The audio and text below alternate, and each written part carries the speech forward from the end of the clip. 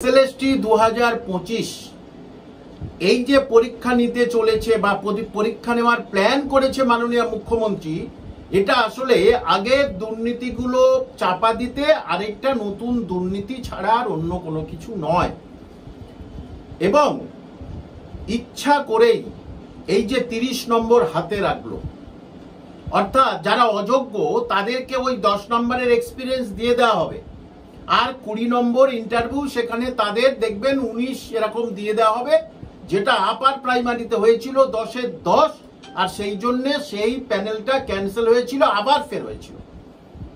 এবং যখন কোনো পরীক্ষা বাতিল হয়, পরীক্ষা যখন নতুন করে হয়, নতুন কিন্তু পদ্ধতিতে পরীক্ষা ভারতবর্ষে কোথাও হয়নি, কিন্তু মাননীয় মমতা ব্যানার্জি বুঝেছেন যে না, যদি আমি এই পদ্ধতি ব্যবহার না করি তাহলে আমার চাকরিহারা যোগ্য অনেক অযোগ্য তাদেরকে কিভাবে আমি তাহলে স্কুলে প্রবেশ করাবো।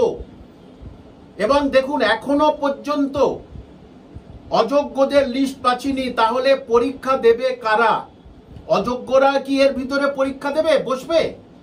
এখনো কেন এই সুমতি হচ্ছে না সেটা বোঝা যাচ্ছে না। অর্থাৎ নতুন ফ্রেশারদের, নিউ কামার যারা আছেন তাদের প্রতি কিন্তু একটা অত্যাচার তৈরি করছে, তাদের মনের উপরে একটা অশান্তির সৃষ্টি করছে এই পরীক্ষা সম্বন্ধে। যে আপনি যখন পরীক্ষা নেবেন তাহলে পরীক্ষার মেধার উপরে জোর দিচ্ছেন না কেন? 100 নম্বরের পরীক্ষা করলে অসুবিধাটা কোথায়? খুব তাড়াতাড়ি পরীক্ষা হয়ে যাবে, তাড়াতাড়ি রেজাল্ট বার হয়ে গেল, ব্যাস হয়ে গেল। তাহলে মেধার উপরে জোর দিতে পারবেন, পরিশ্রমীরা চাকরি পাবে, মেধাবীরা চাকরি পাবে, বা মেধাবী ও পরিশ্রমীরা চাকরি পাবে, এবং সেখানে তারা বিদ্যালয়ে গিয়ে সুন্দর এবং সুষ্ঠুভাবে পড়াতে পারবেন, তাদের নামে কোনো কলঙ্ক আসবে না। তাহলে কেন এই যে 30 নম্বর হাতে রেখেছেন? সুতরাং নতুন যারা, তাদের বলছি আপনারা কোমর বেঁধে লাগুন। এটা চেঞ্জ হচ্ছে, কিন্তু পরীক্ষা কোনোদিন বাতিল হবে না, এটা চেঞ্জ হচ্ছে। এবং এই একাডেমিক থাকতে পারে না।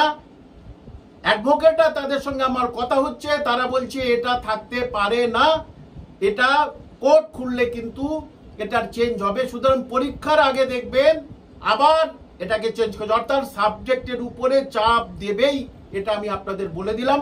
কিন্তু এই পদ্ধতি কিন্তু থাকছে না। সুতরাং আপনারা ভেঙে পড়বেন না, কোমর বেঁধে লাগুন, নিজেরা বাড়িতে সাবজেক্ট পড়ুন, খুব পরিশ্রম করুন, দিন রাত পরিশ্রম করুন, কাজগুলো থেকে ক্ষণিক একটু সরে আসুন, দেখবেন আপনাদের জয় নিশ্চিত।